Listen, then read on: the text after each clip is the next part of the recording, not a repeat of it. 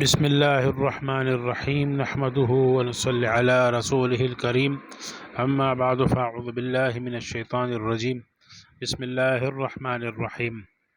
آج ہمارے رد الحاد کورس کا دوسرا سبق ہے۔ اس سبق کا عنوان ہے مغرب میں جدید الحاد کے اٹھنے کی وجوہات۔ تو کسی بھی فکر کی اصل حقیقت اور نوعیت کو سمجھنے کے لیے ضروری ہے کہ اس کے جنم لینے کی وجوہات پر غور کیا جائے۔ جب تک کسی فکر کی جڑوں تک رسائی نہ ہو، اس کے حاملین کی نفسیات کو سمجھنا اور اس کا مؤثر جواب دینا ممکن نہیں ہوتا۔ یہی معاملہ جدید الحاد کا ہے۔ اس لیے ضروری ہے کہ ہم پہلے یہ طے کریں کہ مغرب میں جدید الحاد کیوں پیدا ہوا اور کن حالات نے اسے پروان چڑھایا۔ جزوی اسباب تو بہت سے ہیں، لیکن بنیادی وجوہات تین ہیں جن پر انشاءاللہ آج کی اس نشست میں اور سبق میں روشنی ڈالیں گے۔ سب سے پہلی وجہ کلیسا کا ظالمانہ رویہ اور اس کے خلاف بغاوت۔ مغرب میں کئی صدیوں تک عیسائیت کا غلبہ رہا۔ مذہبی اقتدار اس قدر مضبوط تھا کہ بادشاہ اور حکمران بھی اپنے فیصلوں میں اور قانون سازی میں پوپ کے حکم کا پابند تھا۔ پوپ کو مسیحیت کا سربراہ مانا جاتا تھا اور اس کا حکم خدا کا حکم سمجھا جاتا تھا، اور اس کی حکم کی مخالفت کو خدا کی مخالفت سمجھی جاتی تھی۔ جبکہ دوسری طرف حقیقت یہ تھی کہ اس وقت مسیحیت اپنی اصل شکل میں باقی نہیں رہی تھی۔ صدیوں تک پادریوں نے اس میں بے شمار تحریفات کر دی تھی۔ چنانچہ نام تو خدائی مذہب کا تھا، لیکن اصل میں ایک انسانی نظام مسلط تھا۔ اور یہ ایک فطری بات ہے کہ انسان کا تشکیل کردہ کوئی بھی نظام نہ ہر زمانے میں کارگر ہوتا ہے اور نہ ہر فرد کی فطرت کے لیے موزوں اور مناسب رہتا ہے۔ تو یہی حال اس تحریف شدہ مسیحیت کا تھا، جس کی غیر فطری پابندیوں نے معاشرے کو جکڑ رکھا تھا، اور لوگ ان جکڑ بندیوں اور بندنوں سے تنگ آ چکے تھے۔ اسی تنگی کے رد عمل میں اصلاحی مذہب کے نام سے تحریک شروع ہوئی، اور دلچسپ بات یہ ہے کہ اس تحریک کا آغاز خود ایک پادری نے کیا جن کا نام مارٹن لوتھر تھا۔ ان کا مقصد مذہب کا انکار نہیں تھا، بلکہ پادریوں اور پوپ کے جبر سے معاشرے کو آزادی دلانا تھا۔ انہوں نے نعرہ بلند کیا کہ بائبل کی تشریح کا حق صرف پوپ کو حاصل نہیں، بلکہ ہر مسیحی کو یہ حق ہے کہ وہ خود بائبل کو سمجھنے کی کوشش کرے اور اس میں پچھلے لوگوں کی تشریحات کا پابند بھی نہ ہو۔ مارٹن لوتھر نے جو تحریک شروع کی، یہ یکدم سے اور اچانک سے نہیں تھی، بلکہ یہ ایک طویل تاریخی عمل کا تسلسل تھا۔ 13ویں صدی میں ہی بعض شخصیات نے کلیسیائی جبر کے خلاف احتجاج کیا، جیسے کہ پیٹر والڈو اور جان ٹولر اور جان وائی کلف ان کے نام آتے ہیں، لیکن کلیسا نے ان کو سخت سزائیں دی اور ان پر کفر کے فتوے جاری کیے۔ اسی طرح معاشرے میں جو بھی شخص سائنسی تشریحات میں پوپ کے اور کلیسے کے نظریے کے خلاف کوئی نظریہ پیش کرتا، تشریح پیش کرتا، تو اس پر بھی کفر کا فتویٰ لگا دیا جاتا تھا اور اس کو ناقابل معافی جرم شمار کر کے سزا دی جاتی تھی۔ مارٹن لوتھر 1483 میں پیدا ہوئے۔ جرمنی کے ریاست سیکسنی میں ایک غریب گھرانے میں پیدا ہوئے، اور انہوں نے خود کما کر پہلے قانون کی تعلیم حاصل کی اور پھر مذہب کی طرف متوجہ ہوئے، مذہبی تعلیم حاصل کی اور پادری کے عہدے پر فائز ہوئے۔ انہوں نے پوپ کی مخالفت کی اور اس پر شدید تنقید کی، لیکن ان کی جو تنقید تھی یہ جذباتی نہیں ہوتی تھی، بلکہ عقلی دلائل پر مبنی ہوتی تھی۔ بہرحال یہ سلسلہ چلتا رہا۔ 31 اکتوبر 1517 یہ مسیحیت کی تاریخ کا ایک اہم دن ہے۔ اس دن میں مارٹن لوتر نے جرمنی کے شہر وٹنبرگ کے گرجے کی دیوار پر لاطینی زبان میں ایک طویل تحریر لٹکا دی، جس میں پوپ کے معافی دینے کے اختیار پر کڑی تنقید کی گئی۔ اس معافی نامے کا پس منظر یہ تھا کہ صلیبی جنگوں میں مسیحیت کو زبردستی بھرتی کیا جاتا تھا، اور پوپ اربن دوم نے یہ اعلان کیا تھا کہ جو شخص خود جنگ میں نہیں جا سکتا وہ کسی دوسرے کو اپنی جگہ بھیج دے، اس کے عوض معافی نامہ ملے گا جو اس کے نجات کی ضمانت ہوگی۔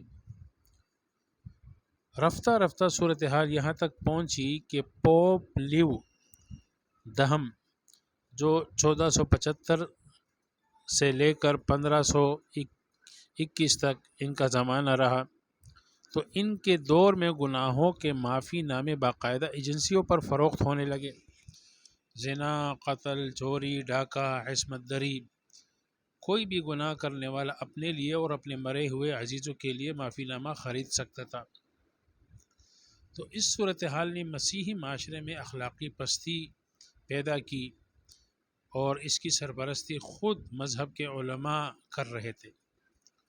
پوپ لیو دہم نے مارٹن لوتر کو فتنہ قرار دیتے ہوئے اس کے 41 عقائد کو باطل قرار دیا اور عوام سے اس کی کتابیں جلانے کی اپیل کی۔ مارٹن لوتر کو علماء کے سامنے طلب کیا گیا، لیکن وہ اپنے موقف پر ڈٹے رہے۔ چونکہ اب ان کے ہزاروں حامی تھے، جن میں کئی شہزادے بھی شامل تھے، اس لیے انہیں سخت سزا دینا ممکن نہیں تھا۔ تاہم 1 سال کے لیے اس کو قید کر دیا گیا۔ بہرحال مارٹن لوتر کی اس تحریک کے نتیجے میں مسیحیت 2 فرقوں میں تقسیم ہو گئی، ایک کیتھولک اور ایک پروٹسٹنٹ۔ کیتھولک پرانا روایتی فرقہ اور پروٹسٹنٹ یہ جدت پسند فرقہ۔ پروٹسٹنٹ فرقہ جدید رجحانات کا حامل تھا، اور اس نے پاپائیت اور خدا اور انسان کے درمیان کسی بھی واسطے کو رد کر دیا۔ ان کا موقف تھا کہ گرجا گھر کو انسان کو بخشنے کا کوئی اختیار نہیں، اور نہ ہی راہب بننا ضروری ہے۔ مارٹن لوتر کے بعد اس اصلاحی کام کو زونگلی، جان کالون اور جان ناکس نے آگے بڑھایا۔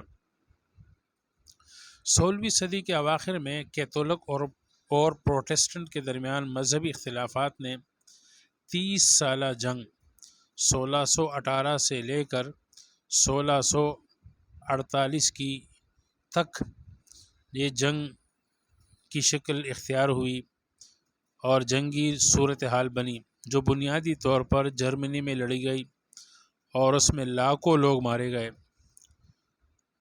بالآخر ویسٹ فالن معاہدے سے یہ جنگ ختم ہوئی، لیکن اس کے زخم طویل عرصے تک باقی رہے۔ یہ اختلافات آج بھی برقرار ہے، بلکہ پروٹسٹنٹ کیتھولکوں کو مسیحی تسلیم کرنے سے ہی انکار کرتے ہیں۔ وہ کہتے ہیں اصل مسیحی ہمیں۔ تو کلیسا اور مارٹن لوتر کے درمیان بنیادی جو اختلاف تھا وہ یہ تھا کہ حق کا معیار کیا ہے، اللہ کی کتاب یا پوپ کا اجتہاد اور فتویٰ۔ اور کتاب اس لیے ہے کہ پڑھی اور سمجھی جائے، یا کتاب اس لیے ہے کہ سب کچھ پوپ پر چھوڑ دیا جائے۔ یہ نزاع نجات کے مسئلے سے شروع ہوئی تھی کہ نجات کا دار و مدار ایمان پر ہے یا پوپ کے معافی نامی پر ہے۔ بہرحال اس تحریک کے بہت دور رس اثرات مرتب ہوئے۔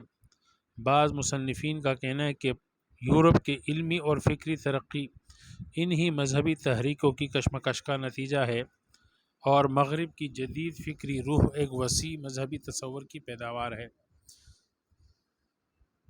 تاہم ایک حقیقت یہ بھی ہے کہ جو مسیحیت کی اجارہ داری ختم ہونے لگی، لوگ مذہب سے آزاد ہونے لگے اور پھر مذہب سے بیزار ہونے لگے، تو مغرب میں الحاد کی پہلی اور بنیادی جو وجہ تھی وہ کلیسا کا ظلم اور غیر فطری پابندیاں جس سے لوگ مذہب بیزار ہوئے اور مذہب سے انہوں نے کنارہ کشی اختیار کی۔ یہ تھی پہلی وجہ۔ دوسری وجہ سائنسی ترقی اور مذہب بیزاری۔ جب مغرب کلیسا کی جکڑ بندیوں سے آزاد ہوا تو اسی دور میں سائنسی ترقی کا سلسلہ بھی شروع ہوا۔ نوجوان نسل نے دونوں واقعات کو آپس میں جوڑ کر یہ نتیجہ نکالا کہ ترقی کی اصل رکاوٹ مذہب تھا، اور اب جب مذہب کمزور پڑ رہا ہے تو ترقی کے دروازے کھل رہے ہیں۔ یوں مذہب کو پسماندگی کی علامت اور سائنس کو ترقی کی علامت سمجھا جانے لگا۔ چونکہ سائنس کا طریقہ کار وہ مشاہدہ اور تجربہ ہے اور اس کا موضوع جو ہے وہ مادی اشیاء ہے، سائنس مشاہدے اور تجربے کے ذریعے ڈیٹا جمع کرتی ہے اور چیزوں کے حقائق معلوم کرتی ہے۔ جو چیز مشاہدے یا تجربے میں نہ آ سکے، سائنس اس سے بحث نہیں کرتی۔ یہ طریقہ اتنا مقبول ہوا کہ رفتہ رفتہ اسے علم کا واحد ذریعہ سمجھا جانے لگا، اور جو چیز مشاہدے اور تجربے کے حدود سے باہر ہوتی اس کے وجود سے سرے سے انکار کیا جانے لگا۔ جب یہی سائنسی طریقہ یعنی سائنٹیفک میتھڈ مذہب پر لاگو کیا جانے لگا تو اس سے مسئلہ پیدا ہوا۔ چونکہ مذہب کی بنیادی حقیقت مادی دنیا سے ماوراء ہے، یعنی وہ مشاہدے اور تجربے کے دائرے میں نہیں آ سکتی، جیسے کہ اللہ کی ذات، صفات، ملائکہ، جنت، جہنم، جنات اور وحی۔ ان چیزوں کو سائنسی کسوٹی پر نہیں پرکھا جا سکتا، لیکن چونکہ لوگوں نے سائنس کو اصل اور آخری کسوٹی قرار دیا اور ان میٹافزیکل یعنی مابعد طبیعیات چیزوں کو بھی اس پر پرکھنے لگے تو ان کا انکار لازمی تھا، اور مذہب بیزاری اس طرح پروان چڑھتی رہی۔ آج بھی ملحدین کی طرف سے یہ بات اکثر دہرائی جاتی ہے کہ خدا کا وجود ثابت کرو تو مان لیں گے، لیکن جب دلیل کی بات آتی ہے تو دلائل سننے کے بجائے اس بات پر اصرار کیا جاتا ہے کہ دکھا دو۔ جب تک دیکھیں گے نہیں مانیں گے نہیں۔ تو اس رویے کے پیچھے یہی سوچ کار فرما ہے کہ ثبوت کا واحد ذریعہ سائنسی مشاہدہ اور تجربہ ہے۔ یہاں اس بحث میں تفصیل سے جانا مقصود نہیں کہ ملحدین کا یہ مطالبہ درست ہے یا نہیں، اس پر آگے روشنی ڈالی جائے گی، لیکن یہ بات ذہن نشین رہنی چاہیے کہ سائنس کو علم کا واحد ذریعہ ماننا خود سائنس رویے کے خلاف ہے، کیونکہ سائنس خود اپنی محدودیت لمیٹیشن کی قائل ہے۔ سائنس کا دائرہ لامحدود نہیں، بلکہ وہ اپنی مقررہ حدود کے اندر اشیاء کا علم فراہم کرتی ہے۔ سائنس کو علم کا تنہا ذریعہ ماننے کو سائنس پرستی یعنی سائنٹزم کہا جاتا ہے، جو علمی دنیا میں ایک مذموم رویہ ہے، غیر علمی رویہ ہے۔ تیسری وجہ مغربی فلسفوں کا تسلسل سے جنم لینا۔ جب مغرب مذہب سے بیزار ہوا اور مذہب کے دیے ہوئے نظام کو ترک کر بیٹھا تو اس کے سامنے ایک بڑا سوال کھڑا ہوا کہ زندگی کو کس ضابطے کے تحت چلایا جائے۔ چونکہ مذہب انسان کو زندگی گزارنے کا ایک مکمل ڈھنگ اور طریقہ دیتا ہے، کچھ کاموں کی اجازت دیتا ہے اور کچھ کاموں سے روکتا ہے، زندگی کے ہر شعبے میں قوانین مہیا کرتا ہے۔ جب یہ نظام چھوٹ گیا تو مغرب کے فلاسفہ نے زندگی کے ہر پہلو کے لیے نئے فلسفے تراشنے شروع کر دیے، بنانے شروع کر دیے۔ تو جوں یہ فلسفے پھیلتے گئے، مغربی لوگ مذہب سے دور ہوتے گئے، کیونکہ انہیں اب کسی آسمانی تعلیم کی ضرورت محسوس نہیں ہوتی تھی۔ یہ کون سے فلسفے تھے؟ تو ان تمام فلسفوں کو دو بڑے زمروں میں مرحلوں میں تقسیم کیا جا سکتا ہے۔ ایک ہے جدیدیت ماڈرن ازم، دوسرا ہے بعد جدیدیت ما بعد جدیدیت یعنی پوسٹ ماڈرن ازم۔ ماڈرن ازم جدیدیت کا فلسفہ 17ویں صدی سے 20ویں صدی تک مغرب پر چھایا رہا اور اس کی بعض باقیات آج بھی موجود ہے۔ اس فکری تحریک کے تحت متعدد فلسفے سامنے آئے، جن میں اہم یہ ہے: نمبر 1، ریشنل ازم، عقلیت پسندی۔ اس فلسفے کے بانی فرانسیسی فلسفی رینے ڈیکارت ہیں، جو کہ 1596 کو پیدا ہوئے اور 1650 کو فوت ہوئے۔ انہوں نے یہ موقف اختیار کیا کہ علم کا واحد اور قابل اعتماد ذریعہ انسانی عقل ہے۔ وحی، روایت یا مذہبی اقتدار کو علم کا ذریعہ تسلیم نہیں کیا جا سکتا۔ اس فلسفے نے انسانی عقل کو سب سے بڑی کسوٹی قرار دے کر مذہبی اقدار کو چیلنج کیا۔ دوسرا فلسفہ تجربیت پسندی، ایمپیریسزم۔ جان لاک 1632 کو پیدا ہوئے، 1704 کو فوت ہوئے، اور ڈیوڈ ہیوم جو کہ 1711 سے لے کر 1776 کا زمانہ ہے انہوں نے یہ فلسفہ پیش کیا کہ علم صرف حسی محسوسات کے تجربے سے حاصل ہوتا ہے، تو جو چیز محسوس نہ کی جا سکے اس کا کوئی وجود نہیں۔ تو اس فلسفے نے خدا، فرشتے، آخرت جیسی حقیقتوں کو ناقابل اعتبار قرار دیا اور اس کی بنیاد فراہم کر دی۔ تیسرا جو فلسفہ ہے ہیومن ازم، انسانیت پرستی۔ یہ جدیدیت کا مرکزی فلسفہ ہے جس نے انسان کو ہر چیز کا محور قرار دیا، مرکز قرار دیا۔ اس کا بنیادی پیغام یہ تھا کہ انسان آزاد ہے اور انسان سے بالاتر کوئی ہستی نہیں ہے جس کے حکم کا وہ پابند ہو۔ خیر و شر طے کرنے کا حق انسان کو خود حاصل ہے، چنانچہ جس چیز کو انسان خیر سمجھے وہ خیر ہے اور جسے شر سمجھے تو وہ شر ہے۔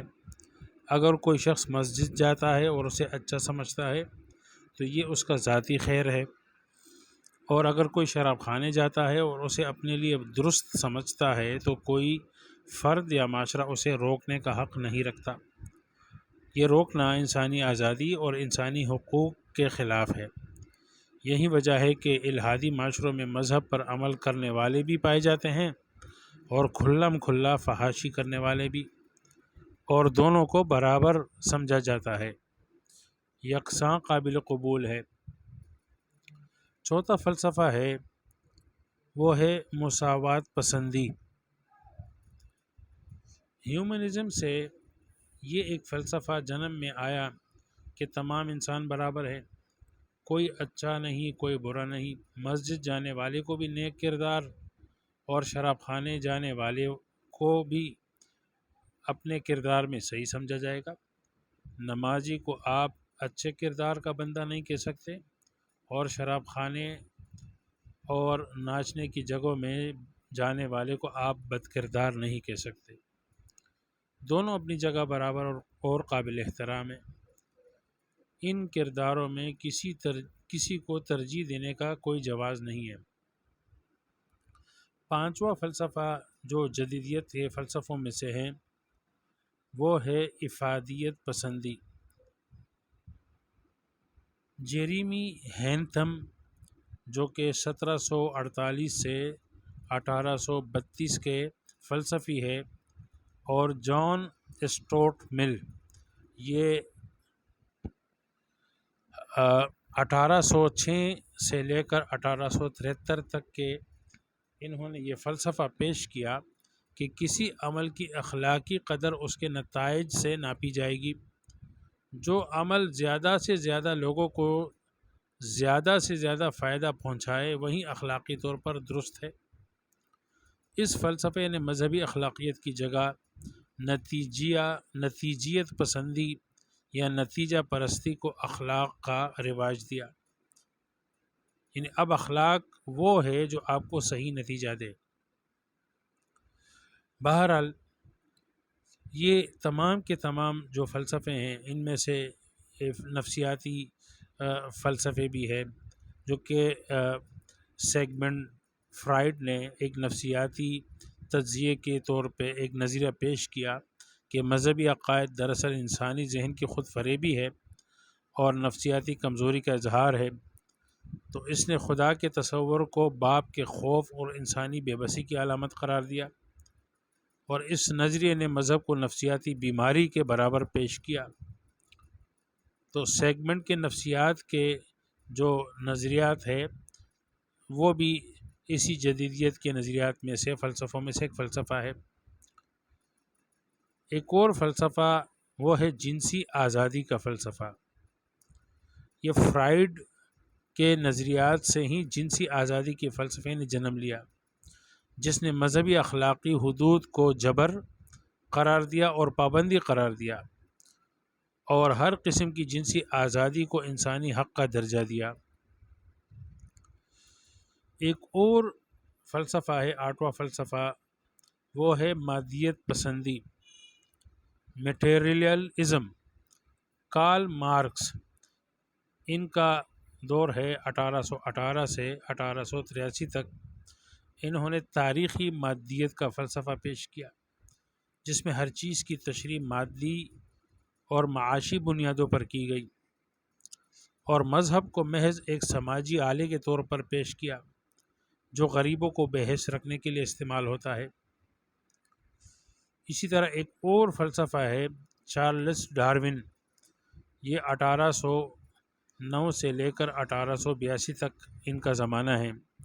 انہوں نے نظریہ ارتقاء پیش کیا، ایوولوشن کا نظریہ، جس کے مطابق حیات کا آغاز اور ارتقاء ایک خودکار قدرتی عمل ہے جس میں کسی خالق کی ضرورت نہیں۔